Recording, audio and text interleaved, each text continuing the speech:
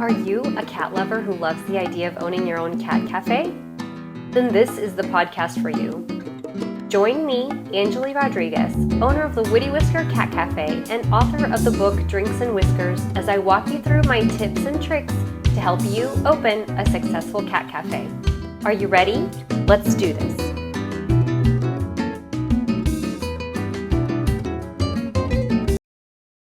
Hello, my friends, and welcome to the Drinks and Whiskers podcast, the place to be to get the inside scoop on what it's really like to open and run a successful cat cafe.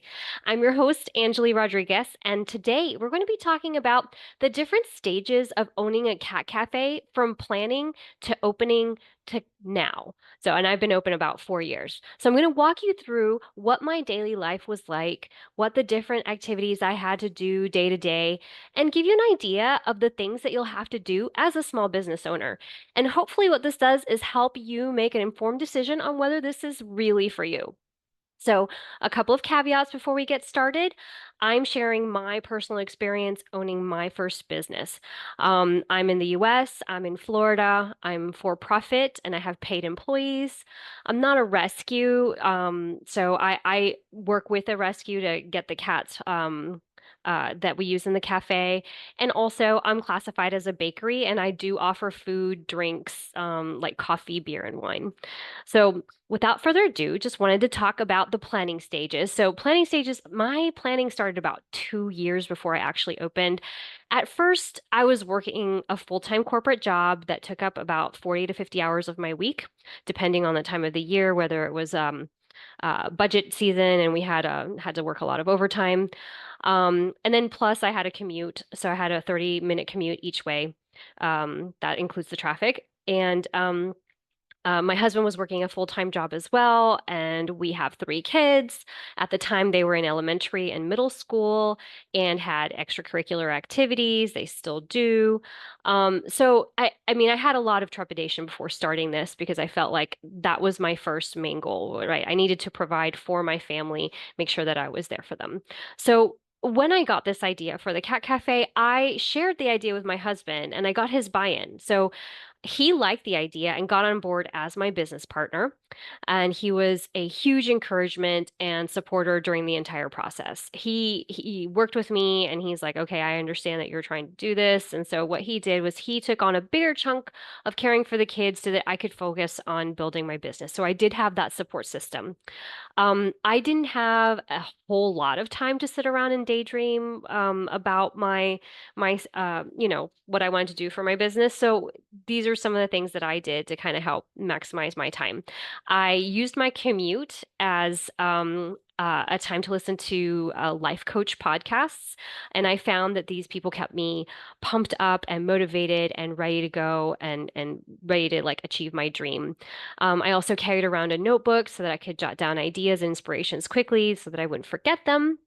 And I also bought these cute little, anytime I found a little cat anywhere, like these little cat figurines, I would just place them all over my meditation space at home and at work to kind of help remind me of like what my true goals were with my cat cafe.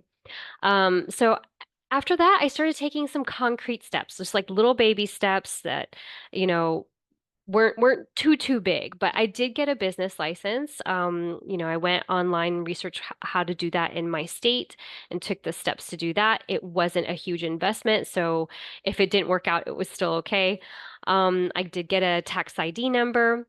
I created a business Gmail account and I started a business Facebook and Instagram account to get the idea out there. And I would just post little pictures of my cat and any ideas that I had for what I would like my cat cafe to be.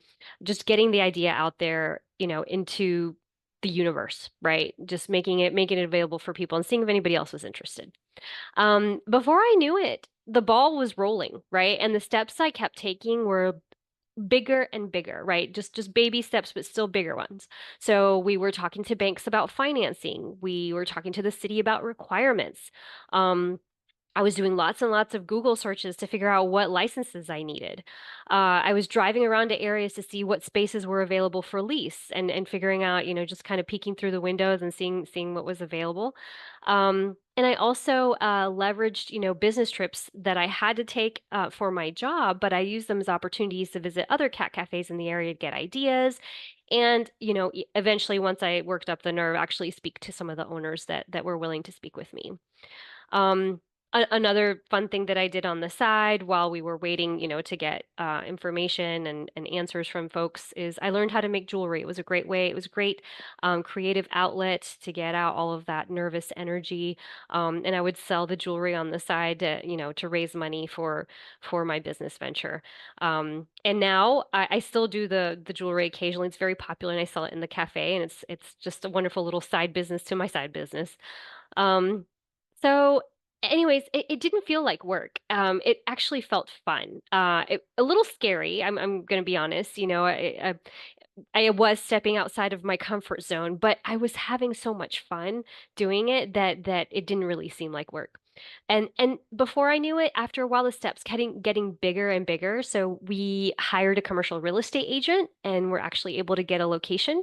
I connected with local rescues to feel out future partnerships and see who would be good to work with. Um, I hired an architectural designer to help draw up our vision. And then finally, we hired a contractor to build out the space for us. So during all this time, my husband and kids and most of my family were like super excited about the idea. The kids were on board. They even did a little lemonade stand in the neighborhood to help raise money for my rescue partner. They also helped me with some projects that I had around the cafe, like I have very colorful themes, so they helped me paint the wood that was going to go on our cafe counter in different colors, which was a lot of fun. And we kept doing this. We did as much as possible together as a family. And then finally, I actually took a step away from my corporate job to make sure the construction was going to go smoothly. We decided to like go full steam ahead. And then the very next month, after I quit my job, the pandemic hit. So this is I quit in February of 2020, and then March of 2020 is when everything kind of really, slammed shut in the United States. So everything shuts down, progress grinds to a halt. We can't get construction supplies. Our initial opening date is delayed. We were originally supposed to open in March of 2020. Um, I have to start paying rent on my space despite not being open. And without construction, I can't get any of my state food licenses or building licenses or approvals from the city. And I can't open for business. So this is a very frustrating time. And very unsettling, like we didn't know what was going to happen. Um, but despite everything that was going on, we did start to see some silver linings. So something started moving forward. So we're in Florida, and say what you will about our governor, he protected the state's economy during that time. And we reopened pretty quickly, thank goodness. So I was able to obtain my beer and wine license because no one else was currently applying for any licenses, and I kind of jumped ahead in line, and I was the only one, and so the approval process was very quick for that. I am one of the few small businesses in the area actually hiring people because I want to open. So I'm able to interview and hire a great team and get them trained. And then slowly things start moving forward again, which is great. I do have my soft opening with my family and friends on May 30th of 2020. And after that, we take 2 days off for a well-deserved rest and to celebrate my birthday. And then, on June 1st, 2020, we open. Even though it's 3 months after our initial estimated date, we still opened. So that's great. So now we've opened finally. So what's it like once we're open? So if the planning stages of starting a business is like a pregnancy, then after you open can only be described as having a newborn. So anyone who's ever had a new baby knows that you don't sleep much because you're either caring for it or you're worried about what's going to happen to it. So that's exactly what it felt like for me. For the first 6 months, I was there literally every single day. We were open. Um, And even the days that we weren't open, I was there because it doesn't matter whether you're open or closed, you still have to take care of the cats. You really don't ever have a day off. You always have to make sure that you have some kind of coverage to take care of the animals that are in your care. So yeah, I was there every single day, whether we were open or not. I got there before everybody else, and I was the last to leave. So the pros to this. Okay, I was on site to handle any emergencies that popped up, such as a toilet that wouldn't flush and 50-year-old pipes that needed snaking. I was there for flooding that we had in our bathroom, kitchen, and storage area due to dirty gutters. But I was able to get in touch with our landlord to help that get taken care of. I was there for any employee issues, such as if somebody wasn't able to show up for their shift or if there were any disagreements or anything, I was on site to handle it. I was there to handle our AC overheating and just, not working, just calling people in and getting the vendors in to get everything fixed as soon as we could. And I was there for any cat emergencies. So, for example, like if somebody needed to go to the vet, I was always available to kind of like take the cats wherever they need to go. I was there to answer questions on process. So like I wasn't able to think of everything ahead of time and have all my processes like fully vetted and completed beforehand. So we kind of just worked it through. So I was there to answer questions on how I wanted that done. Um, and I was there to handle the difficult customers. At the time we needed people to wear face masks. There were people that didn't want to wear face masks. And there's also people who didn't know what a cat cafe was and wanted to share their negative thoughts on that. So I was able to shield my people from having to deal with them. So those are pros of being there all the time. However, there's also several cons. I didn't see my family for 6 months. I missed some family events. It took a toll on some relationships. I became kind of a micromanager and control freak, about how things were done at the cafe. So that was because I was trying to like control everything because I was so worried that it wasn't going to work. And then finally, so my husband just was like, "Hey, listen, uh, we need to talk. You need to start stepping away, not entirely, but you can't be there 24/7. Like you need to be able to rest." And so once he told me that, I realized, okay, yeah, you're probably right. It's probably best for everybody if I am not there 24 hours a day. So I scheduled myself for morning shifts during the week and made sure to leave by 2 p.m. so that I could see my kids after school and for dinner time. Of course, I was always available for questions if anybody needed anything. And I also had to be, our processes are, our closing time is normally around dinner time, but at least I was able to be home and answer any of the processes that were happening during close.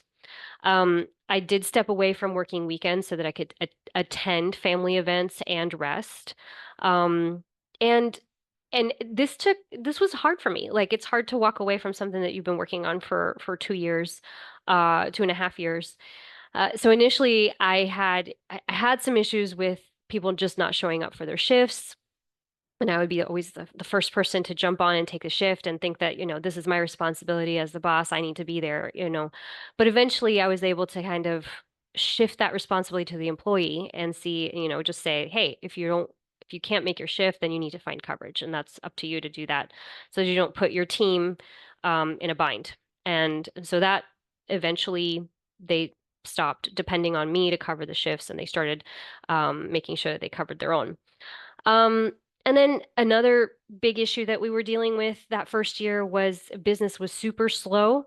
Um, on the plus side, every year since then has looked fantastic. So that's the plus of opening during a pandemic.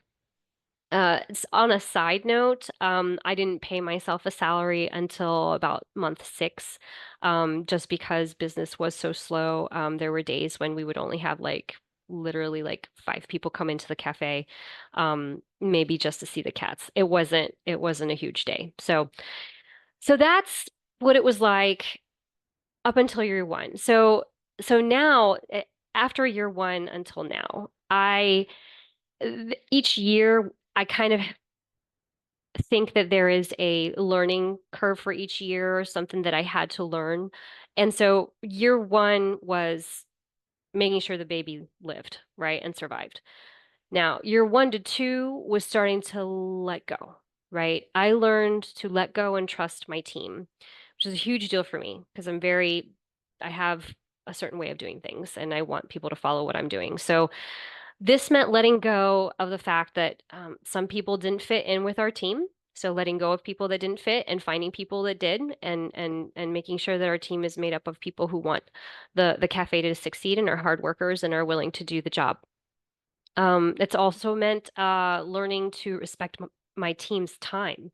Not everyone works 24/7 like I do, especially for a minimum wage job. So, I got an app called Homebase to help with team communications for after hours. So whenever I'd have like a thought at 3 a.m., I could send it on this app, but my team knew that they didn't have to look at it until it was their shift, or at a time when they wanted to.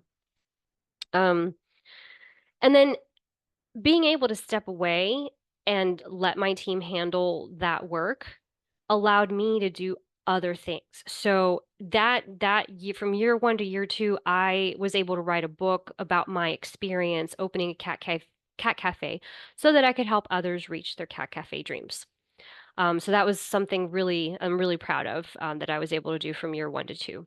So then from year two to three, my main focus and objective was process improvement. Now that my focus turned away from surviving the pandemic, it went more towards process improvement, such as investing all of our profits that we made back into the business to help make things easier, make things run smoother. We were able to upgrade our kitchen. We were able to introduce new merchandise items. So that's kind of what I did in the year two to three. And same, but still kind of working, shifts and being there several days a week. And then finally, year three to four. So kind of year three to where I am right now. I call that my rebuilding time because um I the work and all of the stress had taken a bit of a toll on me. So in the early parts of year three, my health took a bit of a downturn. I developed allergies and asthma. It was probably from the years of that I spent cleaning the litter boxes, coupled with the stress. Um, so eventually my body developed an allergy to cats and dust and mold and like pretty much all the yucky stuff that's in Florida. Um, so on a side note, I do encourage people, anyone who has to clean litter boxes on a day-to-day basis, uh, many litter boxes. We had 6 litter boxes in our storage area.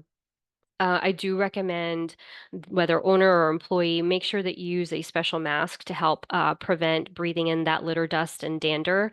And I'll include a link to the one that I use personally below. It's one that my dad recommended. He's a former airplane mechanic that had to do lots of work with dangerous chemicals and things like that. This mask is amazing, and I really wish that I would have known about it sooner so that I wouldn't have developed allergies. But now I have one in the cafe and I make it available to my employees. You can wipe it with an alcohol wipe between people, so you can use it between folks, or you can buy it's not that expensive. It's less than $20 at Harbor Freight. So I highly recommend having that so that you can protect your employees' health. So anyways, back to year three. This was a huge wake-up call for me. So what I did was I focused on my health. So I made sure that I went to my doctor's appointments and took any steps necessary to help myself heal. And on top of that, I hired enough people to help cover all the shifts. So I am no longer personally on the shift schedule at my cat cafe. I only go in for emergencies, like a faulty circuit breaker, something super super bad, or for managerial duties, dropping off special supplies, meeting with team members, checking the mail, doing repairs, that kind of thing. I'm also the yoga teacher, so I do go and teach yoga classes occasionally.